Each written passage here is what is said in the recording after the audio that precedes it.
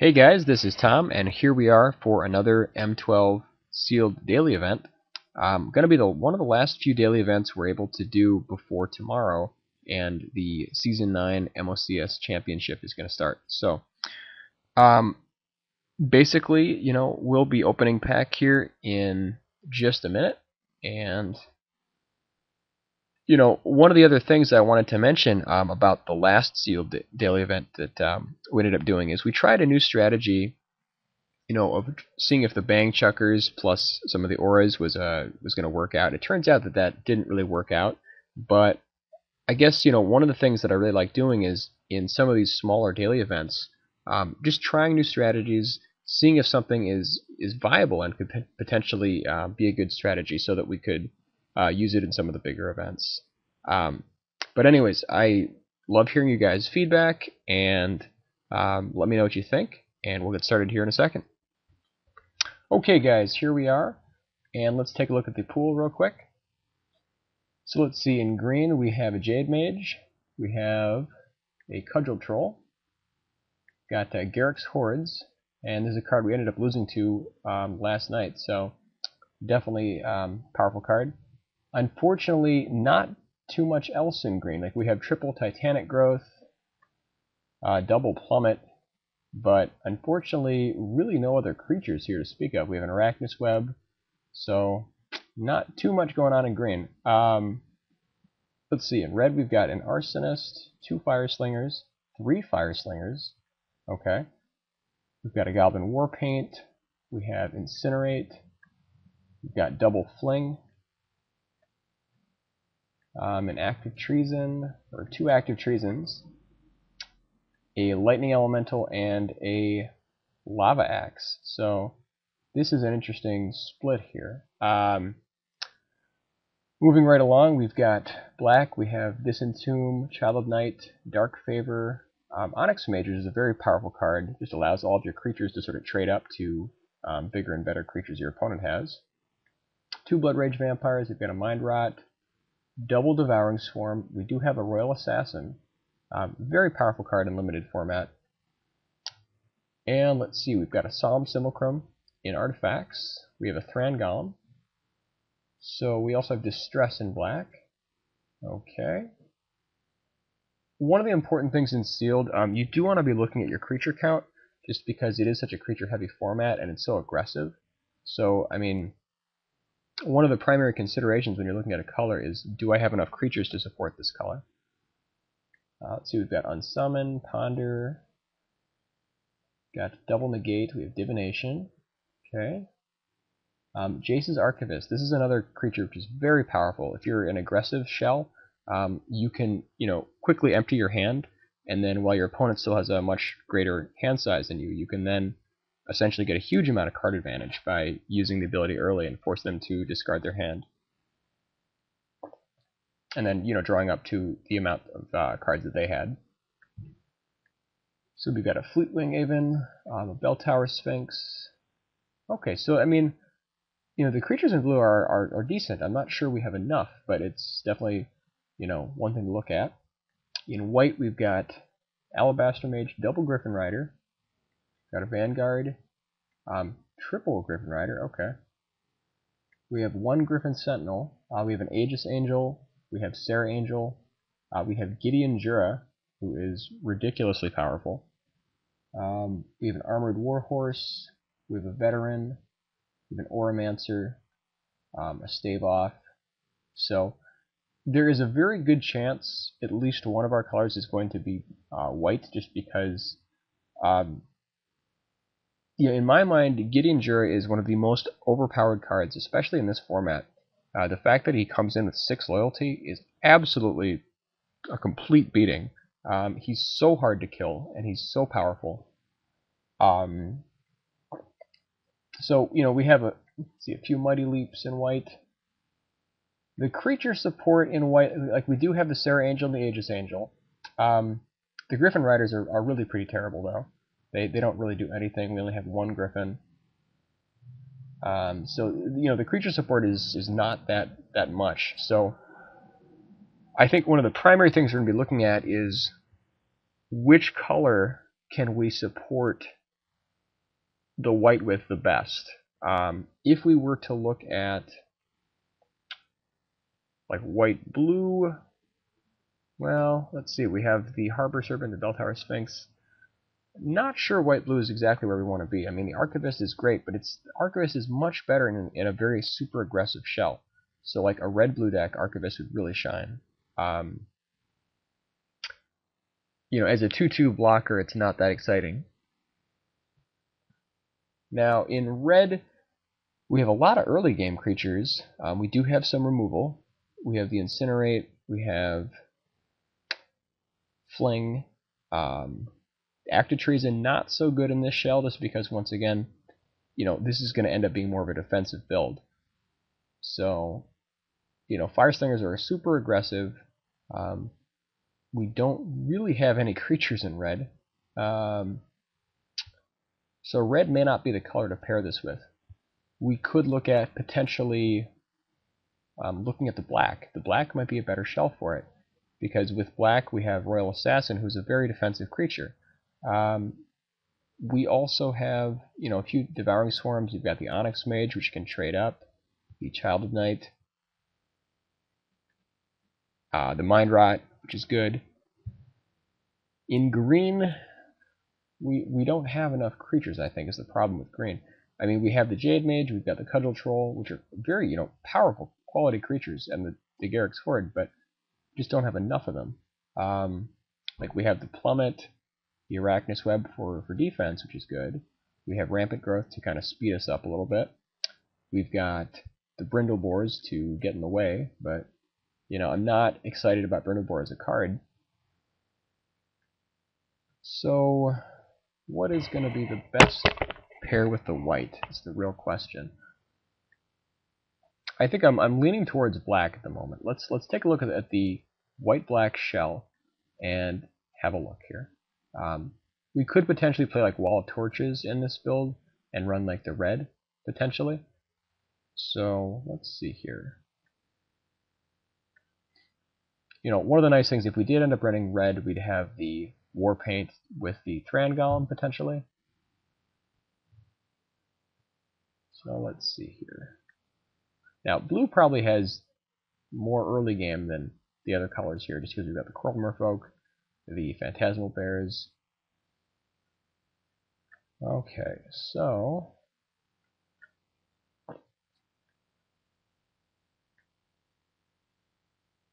looking at the black and the white, let's take a look here. Okay, so in this deck we have Devouring Swarm, which is alright. I mean, it's not amazing in this deck, just because we don't really have that much where we don't have that. We have, some number of creatures, but I mean, we have a huge 3-drop slot. I don't know that we're going to want to be playing all these 3-drops. We have, let's see, Dark Favor, which, combos well with the Thran Golem, and it can be very good on like a Griffin Sentinel or like a Serra Angel, but not terribly exciting.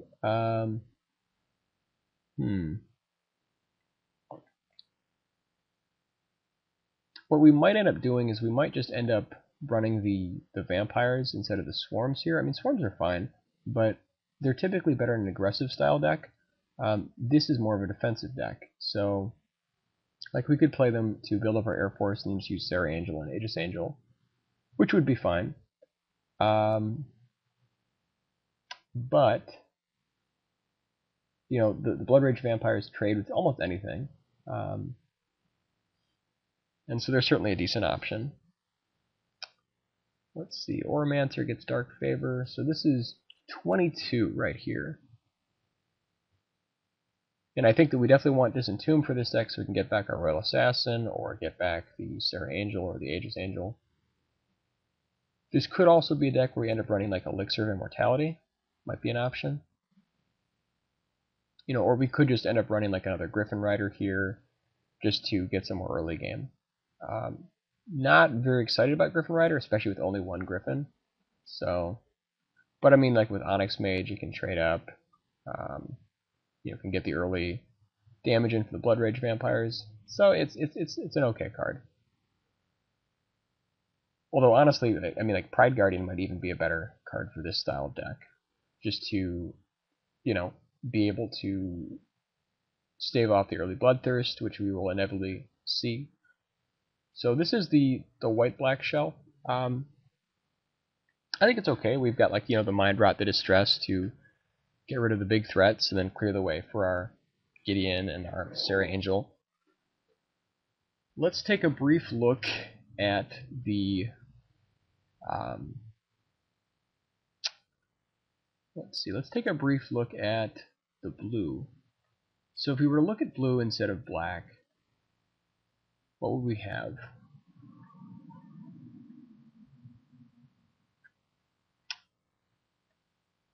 If we'd have Unsummon for early game, we have Ponder, Divination, Bell Tower Sphinx, which is a nice defensive card, the Archivist. We've got Azure Mage, Phantasmal Bear, Coral Merfolk, we've got Fleetwing. Cancel is a great card in this style of deck. We could even run like one Negate. This actually is an interesting shell also because, in this deck we, I mean these are quality cards. Azure Mage can really get us to what we're looking for. We have a lot of early manipulation between like Unsummon and Ponder. Bears can just get in the way. The Archivist is still, a very balanced card, even in a more defensive deck. This might be a deck where we end up playing Elixir of Immortality, which is actually a very nice combo with Archivist. That's a possibility. It also goes along with the theme of sort of being more defensive. We could also look at, putting in a Harbor Serpent. Harbor Serpent, though, typically is a card that I, feel a little bit more comfortable boarding into, just because, it's obviously much better against another blue deck. So, or we could run like Master Thief, although once again I think it's a stronger board card. I think Royal Assassin is a powerful card, but I think that the blue might be a better shell for this deck. I could be wrong. I think that the blue might be a little stronger though, just because it kind of has a little more of what we want to do based on the early game. The manipulation, the card drawing, especially off Azure Mage, the hard cancel, Bell Tower Sphinx. The Fleetwing is not all that amazing in this deck. I mean, just it's a vanilla flyer, essentially. So if we were to look at the green, really briefly here, just because I'm not sure I'm going to go that direction. Although it is good to explore all of your options. Very quickly here, let's look at the green. So in green, we've got the Jade Mage. We have Rampant Growth to speed up our curve. We've got Arachnus Web, probably play one main deck Plummet. We'd have probably a Brindlebore to get in the way. Cudgel Troll, Garrick's Horde. So actually, this is 22 cards right here. I mean, this is also an interesting build. Just because, I mean, here, and you probably don't want Mighty Leap here, you probably play Titanic Growth instead. Still have 15 creatures. This deck probably wouldn't need to run the Elixir. I mean, Elixir is fine, so we might run it anyways, but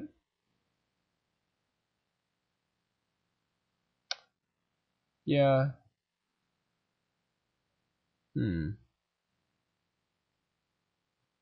Like, we could just run like an extra Titanic Growth in this deck. Have 15 creatures.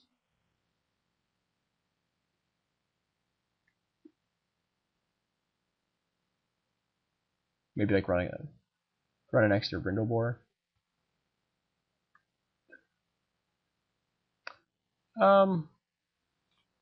Yeah, I guess I'm not really all that excited about the green. I think that, while we do have some strong cards in green, the rest of the green is just not enough to get there. Okay, so I think that I'm going to take the green out. Take just a quick look at the red. We've got the war paint, wall of torches. We've got triple fire slinger, the arsonist, incinerate, fling, elemental. Now this is 22. Cards in here we might change around. We might run the mighty leap. 17 creatures. You could even run 2 potentially. We have a lot of defensive cards here though. We've got the Pride Guardian, the Wall of Torches. This build looks pretty underwhelming to me. It just doesn't look all that exciting. So I think that red is probably for sure not going to be the color we play. I think it's kind of probably between the blue and the black. So taking one more look at the black, Devouring Swarm might be better just because it gives us that, that flying edge. Disentomb for sure, Dark Favor.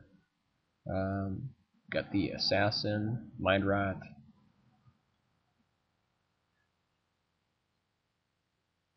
So in white-black, I mean, this would be closer to the build. So pretty much, what we need to think about now is, do we want to go with, we could probably even run like the third vampire here. Just have like a pretty big 3-drop slot. Or maybe just run like another Mighty Leap. That actually seems correct. So, okay. Basically, in white-black, we have, a few more flyers. We've got a Royal Assassin. We have some Hand Disruption. And in blue-black, we have a little more early game. We've got some more manipulation. We've got more card drawing. We have like a hard cancel. And cancel versus Mind Rot is pretty similar. I mean, it's not that big of a difference for me. I guess because of all the double black, I'm actually leaning towards the blue. I think we're going to go with blue. The Royal Assassin is a very powerful card. However, I think the blue is going to just be a little bit smoother. So we're going to try the blue. And the card drawing really does help out a lot. I mean, it smooths out the draws quite a bit. Gives you the ability to, draw out of a bad hand. We're able to board into Harbor Serpent or Master Thief. Might run like 1 negate main. So here we want the Elixir of Immortality because we've got the combo with Archivist. So this is 26. Probably with this build, let's see, what do we want to cut? Probably can cut the negate main. If we see a lot of removal, we can maybe bring it in. Mighty Leap here is probably also worse than Stave Off. So now we're at 24. And in this deck, I mean, Thran Golem doesn't do anything, really. We don't have a real need for Thran Golem. Oromancer is pretty terrible. Like, it might be okay as like a 2/2 Grey Ogre. Let's see, 15 creatures. I guess in this deck, what I might end up doing is just end up running maybe like a Mighty Leap instead of the Oromancer. Or potentially just like a negate.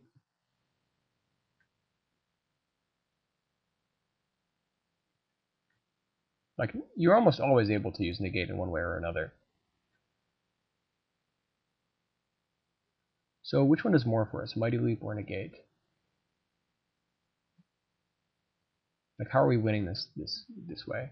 I think we win in the air with our Sarah Angel and our Aegis Angel, or Gideon Jura. So I think we just want to protect Gideon, so I think negate is a little bit better. We want to card draw, get into Gideon. Yeah, I think that's going to help us a little more. So in this version of the deck, I'm looking at, let's see, 9/8. We probably want a little bit more white, so I agree with that. Okay, this looks good. Alright, we will see you for round 1.